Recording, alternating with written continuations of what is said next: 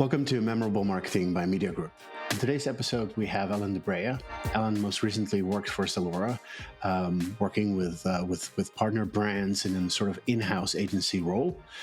Before his time there, he spent time at Marks and Spencer's. Very interestingly, he also worked on the very famous Christmas ad. I'll try to ask him about this. And before that, he worked in various roles in marketing and media agencies. I very much look forward to talking to Alin, and I hope you enjoy the conversation. Why not go to Asia? Because that's where the growth is going to be in the next decade. What an amazing opportunity it is to be able to build this new business in this high growth part of the world in e-commerce. Alin, welcome to the Memorable Marketing podcast. Great to have you with us. Why don't we start by doing a little introduction about you personally and work-wise? Sure. Thanks so much, Bart, for having me. So my name is Alin Dobrea. I'm currently working at ZALORA, which is the largest fashion e-commerce in Southeast Asia. And I head up the marketing solutions team at ZALORA. I initially grew up in Romania, then lived almost half of my life in the UK, did some study exchanges in China and India, worked in London, and now been in Asia for 6 years. Wow, you're an international man of mystery. Once again, great to have you with us. Perhaps you can also walk us through sort of your career progression. Which companies have you worked at, and maybe what did you learn? Yeah, no, absolutely. So I started off in the agency world. I was always, passionate about advertising and marketing, and I studied at university. And I thought agency is the best place to, cut your teeth and learn a lot. So I worked in a few agencies in London, including iProspect. It had a different name back then. It was called iSpy Marketing, RAP, Elvis Communications, and CHI and Partners. And it exposed me to a lot of different types of agencies. Some of them were, more focused on the digital, some more on the creative, others on the data side of things. But it was altogether a great experience to have the opportunity to see different ways of doing things and working on a variety of clients. And after the agency stint, I was lucky enough to join the Marks and Spencer graduate trainee program, as they call it, for the marketing organization. So every year they would select one or two graduates to join on this accelerated leadership program, as they call it. And I was one of the lucky two to join back then. It's been over 10 years now, and it was a great learning curve. I had the opportunity to work across different parts of the business, different parts of marketing, different business challenges, and definitely the right program to learn a lot in a short span of time. So both those experiences, like the agencies, Marks and Spencer, it shows me that perhaps you value being a generalist more than a specialist. I would say so. I think in this day and age, you need to understand what's happening across the board. And I prefer understanding all facets of marketing as much as I can, and maybe having, some areas of expertise. I think the good thing about the agencies as well as M&S is that I had the chance to experience slightly different parts of marketing or, the advertising business in general. And that allowed me to really go deep. For example, I was exposed to digital marketing for the wine club at the M&S, really looking at loyalty, CRM, and acquisition. And then I moved on into brand management type of role in home and furniture, where you look at all the touch points. Then I worked on the Christmas campaigns again, where you focus a lot on the creative production, where you spend a big budget on creating these really wonderful assets that you can utilize across the whole customer funnel. So I guess, it pays off to understand different parts of marketing, and then, figure out what you're most passionate about and where do you want to play in the future. Maybe getting ahead of myself, but something like in terms of advice for younger people starting off in their careers.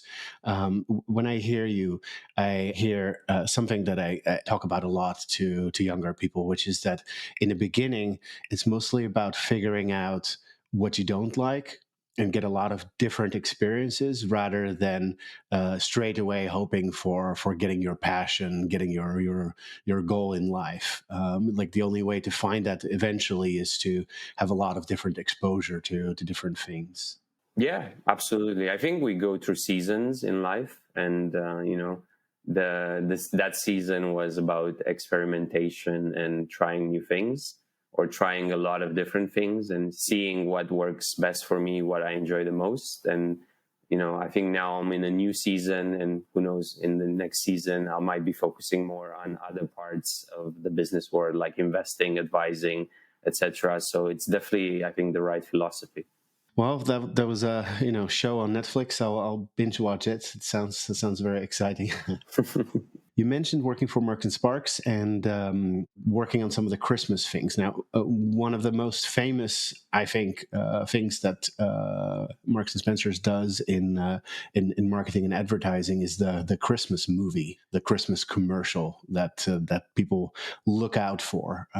Unlike many advertising, which people try to ignore, sort of the Super Bowl and Christmas ads from Marks and Sparks are the two things that people really wait for. Have you worked directly on that? What was your idea about this whole process? What did you learn from it? Yeah, I was lucky enough to work on it for one of my rotations when I was on the leadership program, and it was phenomenal. It's one of the best experiences as a marketer, I would say. Like you said, the Super Bowl and the Christmas ads in the UK, they're kind of the holy grail of marketing, because there's so much focus and attention paid to it, and there's a lot of investment from a creative point of view. You pretty much spend the whole previous year planning that creative execution.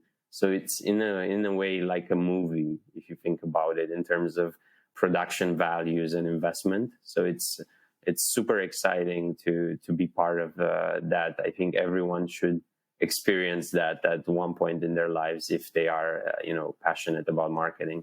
I assume that this was a huge process where you did research, where you did brainstorming, where you did production design. Like, talk us through some of the steps there, and perhaps after that we can talk a little bit about that last thing that you mentioned, where you said everyone should go through this once in their life. Yeah, no, I think there's a lot of steps as part of this process, and there's definitely a lot of teams and stakeholders involved. As you can imagine, it's not just the marketing team; it's the whole business that's working on it. From the commercial teams to basically pretty much everyone else in the whole business, even from legal side of things, you have to clear up a lot of things. But the way it normally works is that you start with the research. You look at previous years. You try to understand what worked, what didn't work. You look at the internal research. You look at the macro to kind of understand where is the customer sentiment going to be at for next Christmas, because you do start planning literally the moment you finish with the Christmas ad. So if the Christmas ad normally runs at some point, I think it's becoming earlier and earlier on. I think now it's in October, if I'm not mistaken, when the Christmas ads go live.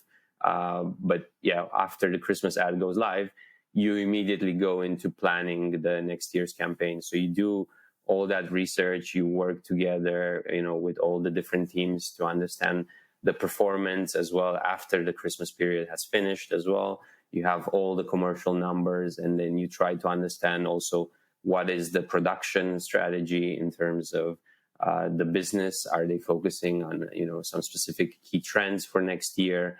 And a lot of it is also unknowns at that stage, because you might have certain things that come into fruition later on in the year.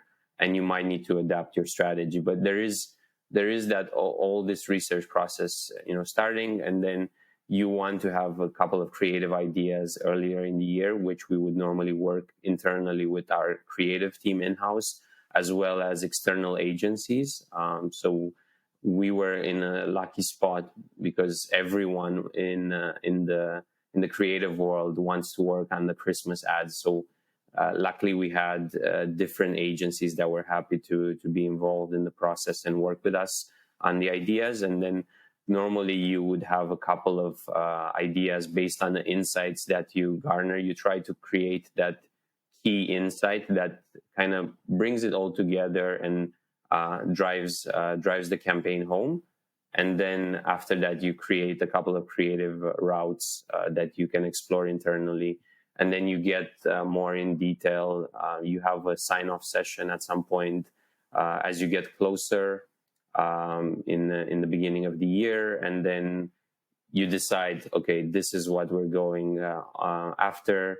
It's kept quite secret because obviously you don't want to leak your idea. And I think it is one of the best kept secrets, I think, in the business. Once the idea starts taking shape. And then after that, all the planning starts happening as you get closer and closer to Christmas in terms of the media plans, the activations. If there is offline, and there is definitely offline, or there was offline as part of it, and it becomes a huge endeavor across several teams, and you have to obviously shoot it. You have to then do the cuts, and then do the executions across all the different channels. And then see your baby come into the world. Exactly. At what point during the year, like on average, would you say that the idea is set and you can start planning the execution? I think ideally you try to have it around March, April time, the latest, because by then you already would need to make sure that if it's going to be a really big production, you need to secure the location, all the creative directors that are going to be working on it. And sometimes you actually have top tier, movie directors working on these type of ads. So there is, that, forward planning that you need to take into account. So it is quite you start planning a year ahead, and then you need to, I think, minus 9 months from going live or so. I guess you want to have the key idea and the key planning in place. Wow. Okay. So Marks and Sparks Christmas ad directed by Steven Spielberg coming up next. You mentioned that the ad is dropping earlier and earlier. There's an interesting thing going on in Holland, where I'm currently living, where for St. Nicholas, which is sort of Dutch Christmas, there's a sort of candy that comes out. And the cliche was always people complaining about this candy coming out earlier and earlier. Like, come on, it's September. Why do we have this candy out yet? And then some very smart marketers started a campaign, just basically naming this cliche. Like, they wrote in internet language like, no, those candies are out already. What a shame. Who's going to do something about it? Stuff like this. And I just thought that was a very clever sort of insight. And you mentioned insight as the basis for the creative process. Maybe you don't have to give specifics, but maybe give us an idea about the type of insight that you would have and how you would use it. Yeah, no, I think like I said, there's different types of insights here, especially when thinking about the creative idea. But ideally, what you want to find is that truth that kind of brings it all together and kind of makes the campaign stand on its own. So something that if I was to tell you that thing, then you would immediately recognize it and say, okay, yeah, that makes total sense. And I think these insights can be as simple as Christmas is the time where everyone comes together and you disconnect from the world, and it can be also something more complex or more deep or meaningful or powerful. And I think it really depends again on the mood of the nation, because the ad itself, right, it's very focused on the UK market first and foremost, and it has all these I guess localisms and localizations, right, in mind in terms of what's happening in the society at that point in time. So that that insight can be driven more by the macro. It can be driven more by an internal product, but it can it can be anything literally, as long as there is a narrative to be built around it that is strong enough. And ideally you want to find something that's unique and special to your brand, right? You don't want to have something that when you hear it you would say, oh, this can be any other brand. It can be Asda, it can be John Lewis, it can, you want to find that insight that is also uniquely tailored to your own brand. And it's not an easy process. You go through rounds and rounds of debates, and sometimes you do all these exercises and then you come back to your initial idea, or you realize that like at the end of the day it is something simple. Christmas is about family, or Christmas is about coming together. It could be as simple as that, and then it also becomes about how do you bring that that insight or that story to life. And that's when you really need to go deep into the execution, into the storytelling, which is kind of the next step. You mentioned a few times while talking about this that there is everyone and their sister is involved in this process, and I wonder to what degree you sort of have to be a politician to push your the right idea through. Death by committee comes to mind. There's no statutes for committees. There's only statutes for people with good ideas, and so I'm wondering if you talk a little bit about that and the challenges around it. Yeah, no, definitely. I think it can happen, especially in big organizations where there's so many stakeholders. I think luckily what happened when I was there, and I think it's a good practice for businesses that are at a certain scale, is to have specific traffic or program managers, or PMO type of people that can create a RACI type of approach in terms of who's responsible, who needs to be consulted, who needs to be informed, who needs to, give certain insights and inputs, and also keep track of timelines. Because like you said, if you have too many committees and too many people, you might end up just having endless debates and making no decisions. So I think the approach here was always to make sure that you are clear on who is ultimately the decision maker, who needs to be consulted, and then when do you need to make certain decisions by, and really stick to those, because every small delay can impact everything else. Yeah, so that from an operational perspective, totally understand. But then, how do you avoid the idea becoming vanilla or just something that someone wants because they have an opinion? Yeah, no, I think that's always a challenge. I think luckily from what I remember and what I've seen is we always had leaders in the marketing department as well as in our agency partners that tried to push the envelope, and tried to do things that were slightly different from what we did in previous years, as well as what we thought the market was going to be doing. So I think it really depends on the leaders in that business to also have that creative freedom and that creative chutzpah, or whatever you want to call it, that creative mindset, right? To do something slightly different, slightly out there, slightly unique. Yeah, it's hard to say because Marks and Spencer's is a very big company with a lot of different departments and different objectives and so on. But is there anything that you can say sort of generally about their strategy and how they implemented that throughout the organization? Yeah, I think the way they looked at it, which I think is quite an interesting way, was to have a master brand approach.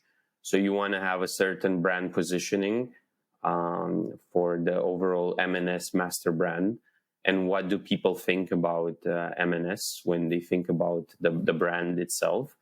And I think the tricky thing there was that you had two different businesses, which I think if somebody was to open a business these days, they would never do it that way, right? You wouldn't really think about opening a clothing retailer as well as a foods retailer in one.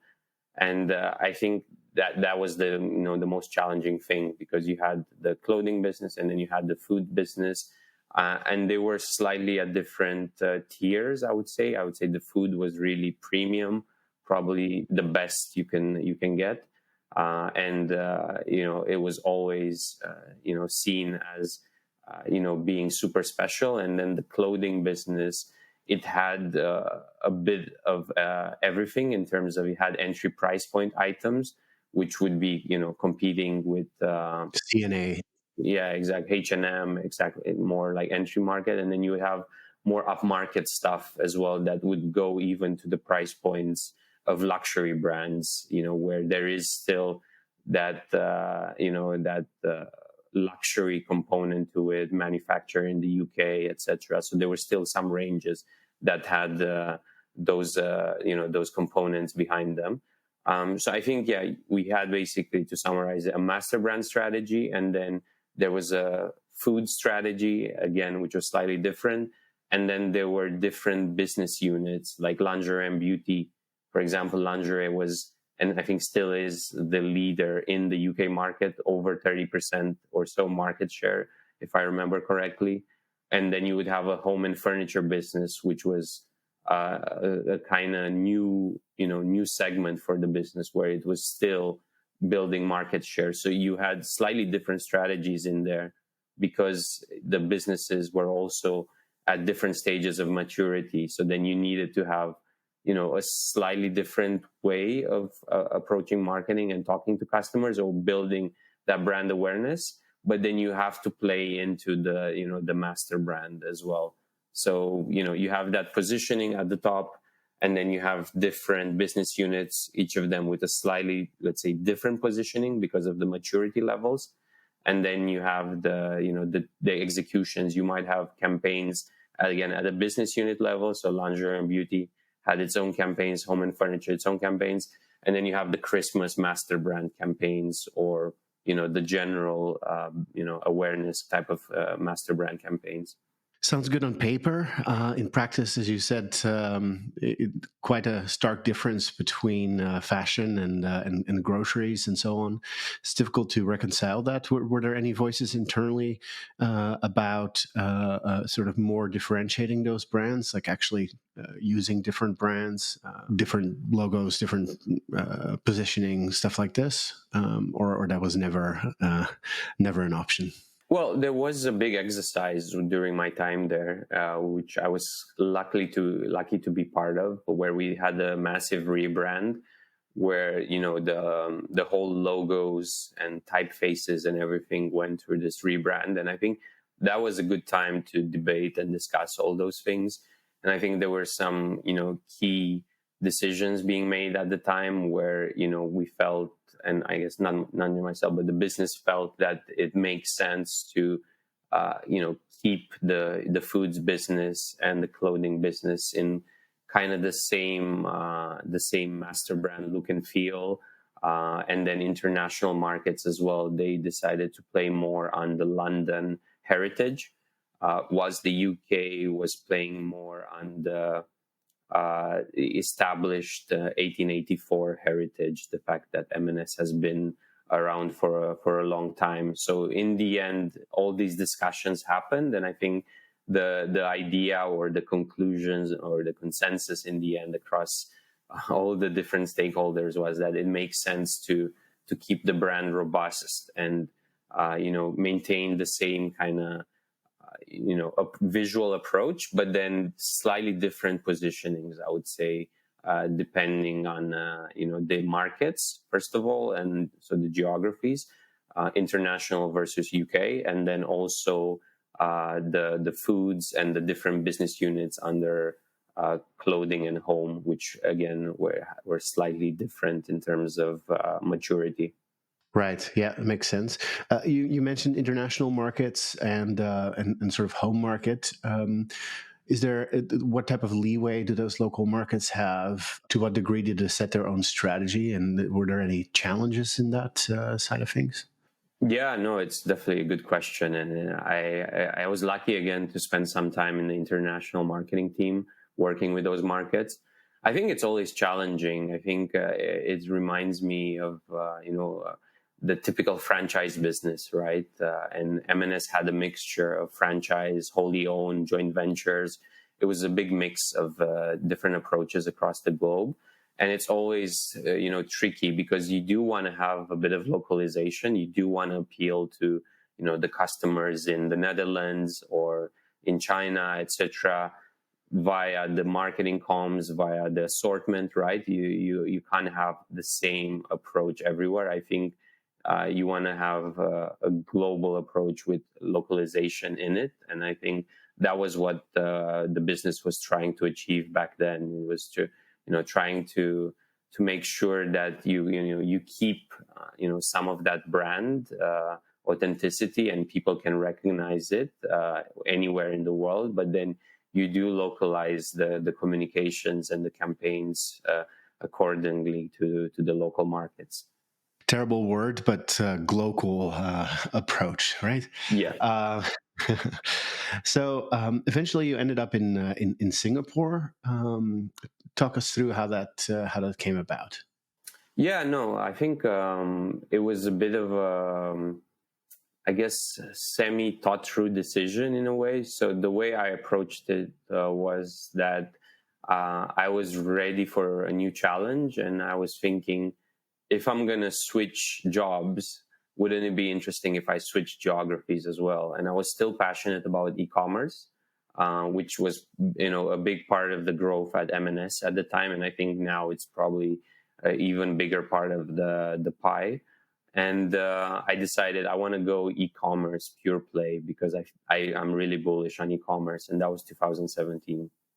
And then I decided, why not go to Asia? Because that's where the growth is going to be in the next decade, at least according to the data back then. And luckily it proved right. So then what I did is to just, do my research and my due diligence, figure out who are the players in the region. And that's how I found ZALORA, got in touch with them. And luckily they were hiring at the time. And been there ever since. So it was a bit of a plan behind it, but it was a journey of serendipity. Let's call it that way.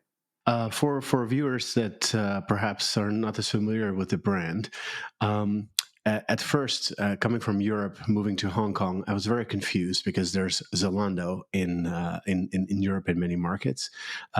Which came first? Just to clear that up, Zalora or Zalando?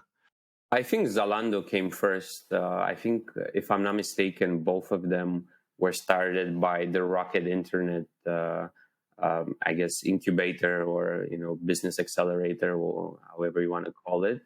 And German business that has started many other businesses across the globe. And I think, yes, Zalando was a success story in Europe, and then I think ZALORA, is a similar type of business where they focused on fashion, e-commerce in the Southeast Asia region, so operating across the markets here, following the success of the model in Europe, and I think there were other players in the US that also had initial traction, it's been 10 plus years now since ZALORA has been running, and it's been a very interesting story so far. Sure, yeah. I can imagine that there are different challenges in Europe compared to Asia when it comes to e-commerce. One of the things that I've noticed in Hong Kong is that people actually don't really shop online because everything is around. It's shops everywhere. Not as much, at least, as in Europe. Are there any sort of differences that you've noticed between the e-commerce culture in Europe versus in Southeast Asia? Yeah, I think first of all, I think Southeast Asia is really big, and there's huge differences across the region. So I think Singapore and Hong Kong, just because of their surface size, I think it's a fair point what you mentioned, that customers or people living there prefer to or can shop offline because everyone is in close proximity to shopping malls, and there's retail centers, retail malls, pretty much every, I think within every if I remember a data point was that in Singapore at least shoppers are within a 3 kilometer radius of a mall, regardless of where they live on the island. So there is this availability, let's say. But then in places like Indonesia, Philippines, where you have so many islands, so many different types of cities and different tiers of cities, I think that's a different story, because there, one, it gets harder to find the goods if you are in a more remote location, and you might not even have access to those specific goods in that country. You might only be able to find them online. So I think there is a huge difference, I guess, in terms of shopping patterns, in terms of what customers buy in Singapore versus the other markets, and as well as how people shop, just because they might not have access to the retail footprint, that offline retail footprint that we have here in Singapore or in Hong Kong. So then they do have to go online to find what they're looking for. Right. Yeah, that makes sense. Yeah, are there specific countries within Southeast Asia that are your focus markets? Yeah, so we operate currently with a focus on the following markets: so Singapore, Hong Kong, Indonesia, Philippines, Malaysia, and Taiwan. So these are our key markets. We also serve Brunei through the Malaysia business, and we serve Macau as well through the Hong Kong business. So we operate across these markets at the moment.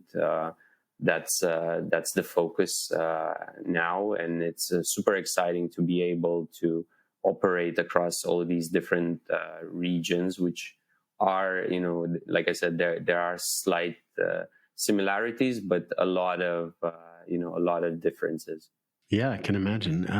So what is it that you're actually doing at ZALORA right now? Yeah, so currently I'm in the lucky position to be working on the in-house agency within ZALORA that works with all the brands on the platform.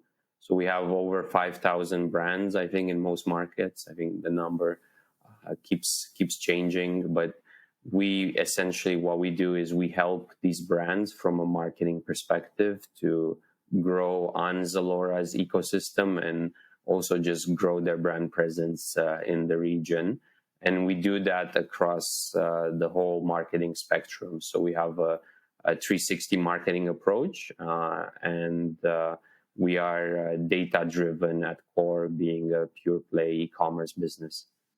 Is there any thought towards replicating some of the technology that Amazon has built for brands on their platform? Yeah, so actually we've been working on this for almost 6 years now. So I was lucky to join in the early stages, and what we've done is we've built our own in-house platform now to help all the brands that sell on ZALORA to scale their advertising and marketing with the power of data. So we have a self-service platform where brands can come and set up campaigns where they can target specific customers, audiences, and we have real-time measurement, real-time bidding, etc. So we've been able to really work on this for the last few years, and I'm really proud of what the team has built here. I think it's a really great tool, and the results for the brand speak for themselves as well. And so you have a self-service component, but also a fully serviced side to things. How should I see that? Yes, exactly. So we do offer this self-service component where you can, start a campaign and just go live within minutes, and you can start seeing the performance data in real time. And we also have that more managed service agency approach where we work with clients on briefs, and then we come back with the 360 proposal, or depending on what's required or what we feel is best suited to the client. And that can be anything from performance marketing to creatives to influencer marketing, offline events, TV, out of home. We've pretty much done everything and anything in this part of the world. So is there a sort of co-op program as well, where you sort of pay for part of the advertising together with the brands? Yeah, we've done that in the past as well, where ZALORA would invest in a specific campaign, and then brands would also come together with us as part of that campaign and work together. So there's different approaches and different models. Sometimes we would have an event linked to a specific category. Let's say it could be something around sports or luxury. So there's a push that ZALORA does on the category itself as a luxury week, let's say. And then there would be brands from luxury or, that other category that would come in as well and push the message alongside us. So it's something that is quite common, I would say, in this part of the world. Such a great business model. Like, you get a big cut of the sales. People will pay you for doing advertising of sales on your platform, and you get to benefit from their brand as well. So it's quite a good situation for ZALORA. I think we see it as a win-win-win, and here we talk about win for the brand partner, win for ZALORA, and win for the customer, because we are able to help the brand grow. It helps ZALORA's business as well, and then it helps the customer get access to the right brands, or have the right messaging, let's say, because we have the data and the targeting capabilities, making sure that we're targeting the right customers, and we're helping them essentially find what they're looking for through these campaigns. So that's kind of the approach here, and I think it's something brands have been asking us, to be honest with you, because ZALORA established itself as a marketing leader in this part of the world, and we do have the in-house expertise. We have a big marketing team that does all these different channels that I mentioned, ranging from performance marketing to influencer marketing, offline events, etc. And we are able to leverage on that talent and that skill set to help our brand partners, which is, it is, I would say, a tricky market to operate in Southeast Asia, because what we talked about earlier on about, the diversity. There's all the different languages as well, right? And you need to have that level of localization to be able to be successful, which I think not a lot of brands are able to do, at scale across all countries successfully. I think that's the key challenge here. Sure. Yeah. And it's also something that we as an agency, that's our core sort of proposal to our customers, that we work internationally for them in many markets. So I understand very well that this is a very attractive proposition that you're offering.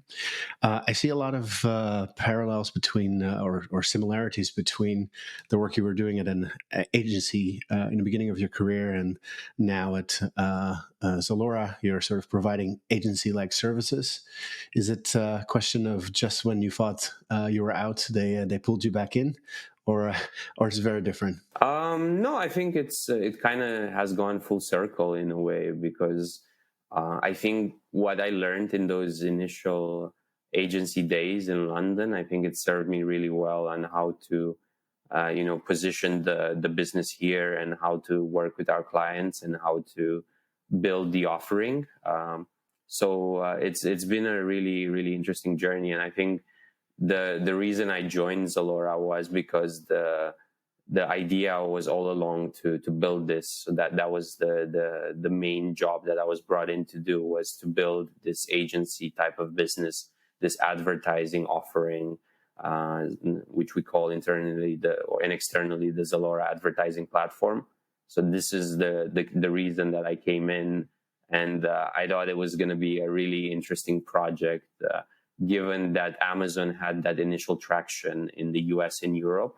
And I thought to myself, okay, e-commerce is growing, retail media is growing. What a amazing opportunity it is to be able to build this new business in this high growth part of the world in e-commerce. I mean, it's like a dream, right? High budgets, tech, and marketing strategy side of things.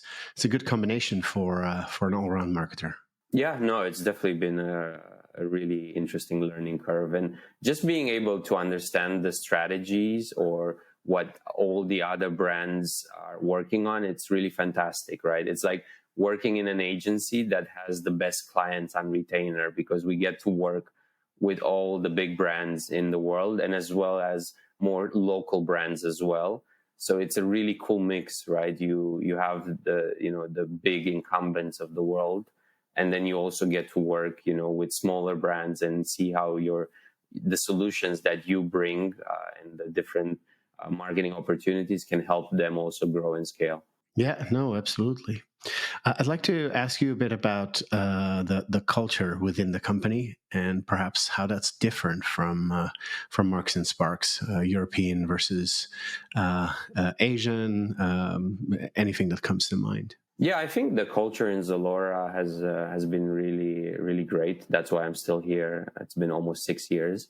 And I think a few things that stand out to me in these 6 years, I think it's a place that moves at a really fast pace and fast speed.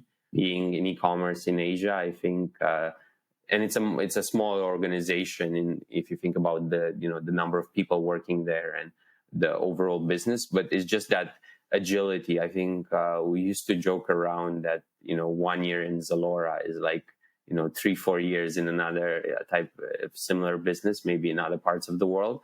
So I think that's one thing. I think the things move fast, and I think Asia moves fast as well, because there's so many new ideas and new changes happening every year. Like, I think when I first started, we only had 11-11 and 12-12.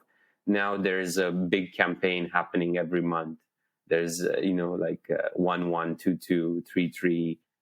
You have all these big campaigns, and everyone's super excited. There's brands playing into it. There's new creative ideas.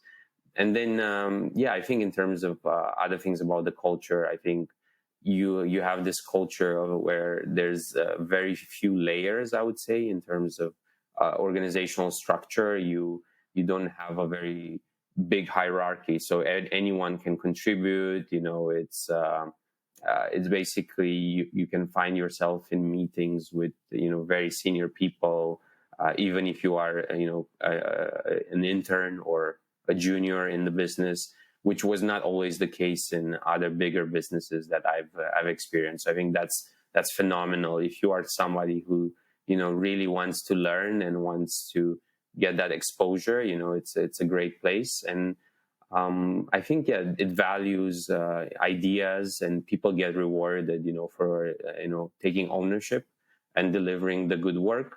And I think what I like about it now as well, that it's very flexible in terms of the work from home policies. It's very forward thinking in terms of that, and putting the people at the front in terms of always thinking how can we do what's best for our people, and how can we help everyone be successful. Sounds like a meritocracy, and very, very hard work, but at the same time you get trusted, and you can take responsibility for things maybe outside of your job responsibility directly, which sounds a lot of fun for the right type of people. Yeah, absolutely. I think it's definitely that kind of place. I think if you take the ownership, you deliver, you're gonna get rewarded, and I think that's the best place to be in. Yeah, no, I can imagine.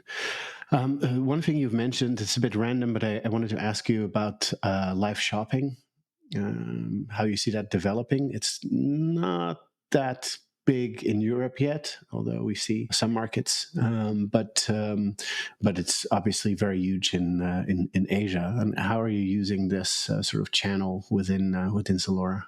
Yeah, I think it's an interesting channel, and I think it's there's a lot of buzz around it. And in Asia, I think China has been the front runner in regards to the development of live shopping, live streaming, and they obviously have the initial platforms, I would say, that cater to that, and there's quite a few there. So I'm not super focused from a work perspective on China because we don't operate there. But I think Southeast Asia, the markets that we're in, they've been starting to take off as well, and I think we've seen live streaming starting to be big on certain platforms like TikTok as well. It's starting to become small enough part of the sales mix for certain brands. So I think that it's definitely something to focus on. For the future years. I think it's still, I would say, early days in Southeast Asia. I think just from an adoption perspective, when I compare it to China, but compared to Europe, I think it's a couple of years ahead. So I think it's from my perspective as a marketer in the region, if I was and if I am here in the region, right, it's something that I'm definitely looking at, something that we're definitely testing and trying to figure out what is the right way and the right format to do it. And I think it's super exciting because I don't think it's necessarily the same type of approach that worked in China would work in Southeast Asia, or what works in Southeast Asia necessarily would work in Europe. So I think you need to really, again, localize it and try different things market by market and figure out what works best and which categories work best, because it might be that certain categories work better than others in this live streaming type of approach. Sure. You're probably not going to buy a house on live streaming. It's interesting also how we've also come full circle here with home shopping television, at least in my youth, and now it being reinvented with live shopping on social media. Let's talk a bit about other companies, other brands. Are there any brands that you sort of admire or think we can learn from a marketing and business perspective? Yeah, there's a few, but I think one that comes to mind and that I really like a lot is Patagonia. I think they have a really interesting approach to their business, which is kind of their brand positioning is anchored on the sustainability and saving the planet, let's say. And I think they recently changed their brand positioning messaging to something amongst the lines of, we are now in the business of saving the planet. And they have all these campaigns that are focused on consuming the right things or being mindful about consumption. So I really like the way they approach things, and I also like the quality of the brand, in terms of the quality of their products, and the fact that if you buy something from there, you kind of have that reassurance that it's long lasting, and it's gonna be something that you can use for a long time. Yeah, the other thing that's very good example for other brands is that having a Patagonia product on you also says something very powerfully to the people that see you wear it. Like it's a message in itself, right? Like if you wear that, it means sort of like I care for the planet, or I have these types of beliefs. And I feel like the companies that have most strongly exploited this type of thing are going to be the most successful ones. The ones that send people a message about your personality that allow you to express yourself through consumerism. Yeah, no, I mean, it's a thing that you kind of wear something that you believe in, and I think I see that with more and more brands. There's this other brand in the UK that I really like at the moment called Represent. It's a clothing brand, and I just like this component of it, the community aspect, which I think is the most important thing. If you can build a community of like-minded individuals around your brand, you don't need to spend a lot on marketing, or you don't need to spend a lot on acquisition, because you have this army of people that are going to go out and spread the word for you. And I think Represent is doing a great job in building that community of people that are into sports and fitness, but also urban wear. And I really admire what they're doing, from building the community and telling that brand story in real time. Yeah. Another good example, I think, is Lululemon. Um, when I foolishly tried to go to some yoga classes, I was told by the instructor to put the class was told to put the block where the Lululemon logo is, and it just shows that they're assuming that everyone has a Lululemon outfit during yoga class. It's sort of the cost of admission for being in yoga classes, for doing this as a lifestyle. Yeah, no, I think they're also doing a lot of activations here in the region, and I also like Lululemon. I like to do sports, and I think that their outfits are a really good quality as well. And I've been to some of their activations here, and it's I think they're doing a great job as well. Okay, well, add that one to the list. One of the things I always ask our guests is perhaps you can give some advice to people starting out in your industry, young people.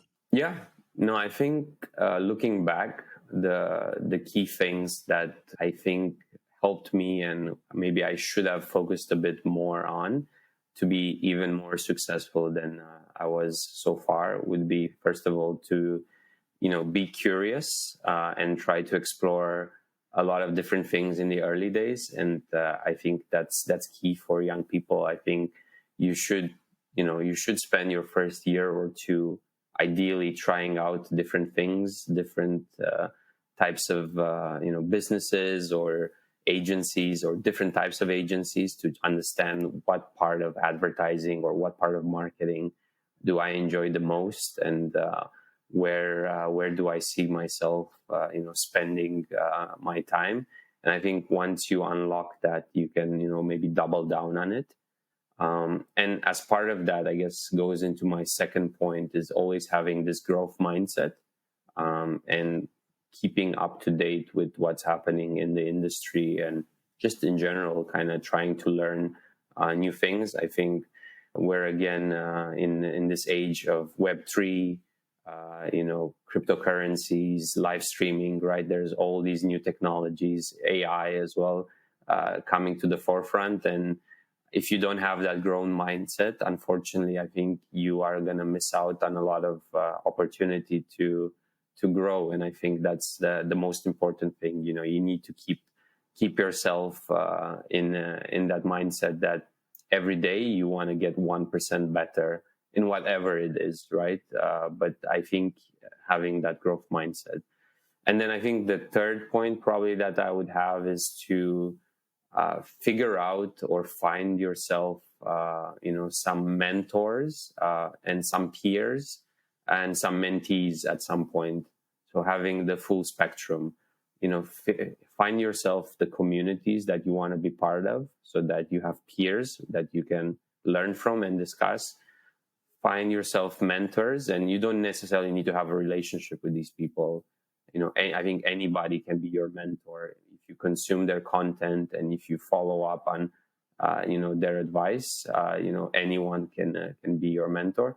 And then also, when you start, I guess, getting to a certain level, try to find mentees as well, because I think that's also a great way of keeping up to date and learning, is by learning from the new joiners and people that are coming up through the ranks. Everyone furiously taking notes. What I hear is stay hungry, keep foolish, ask for help when you need it, and keep curious.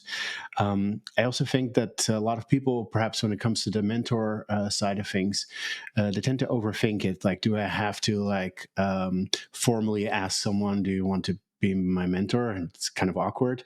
But they underestimate the willingness of senior people to help and to teach. Many people find it very rewarding to do that, and I think just asking for advice is a very good way of getting advice and of learning. Yeah, exactly. I mean, I think like I said before, you don't even need to have sometimes a relationship with that person.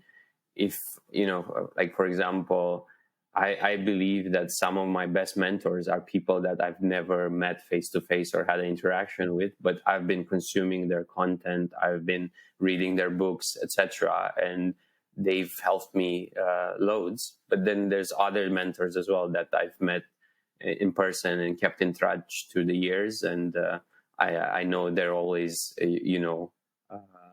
phone call away if I need them to help me with something. So it's always good to have that support network, because you never know when you're going to need it. Yeah, keeping curious, keeping learning. Very good advice. Thanks a lot, Alan. And I think this was a great conversation. Love to talk to you again in the future. But for now, once again, thanks. And until the next time. Great. Thank you so much, Bart, for having me.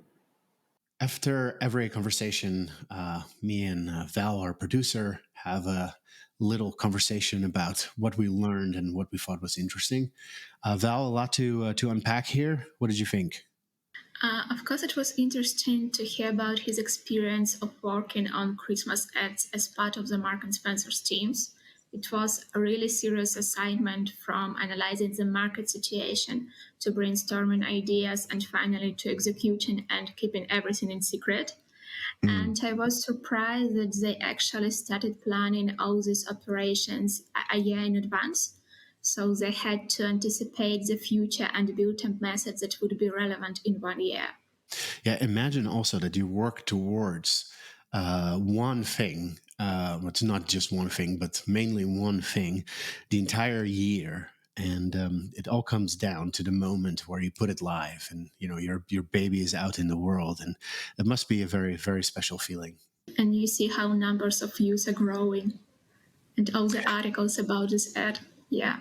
You're just fantasizing about like seeing some chart going up and seeing the numbers increase. Okay, yeah, I'm with you there. That sounds very good. I also thought that his current experience in sort of running an agency inside of what is actually a sort of technology platform like Amazon is very interesting. Yeah, and it was also interesting for me to hear about differences in e-commerce culture, consumption patterns. For example, the growth of live shopping in Asia, which is not so popular in Europe now, but perhaps in 2 or 3 years it will be also growing here. Yeah, we see it already in some markets. Some of our clients are even doing that. I thought it was an excellent conversation. I hope we can invite Ellen back at some point. But for now, thanks for this conversation, Val. Thanks, and see you next time. See you next time. That was another episode of Memorable Marketing by Mediagroup. I hope you enjoyed our conversation with Alin Dobrea. And if you would like to stay informed of future episodes, be sure to subscribe and follow us on your favorite podcast platform. Thanks again.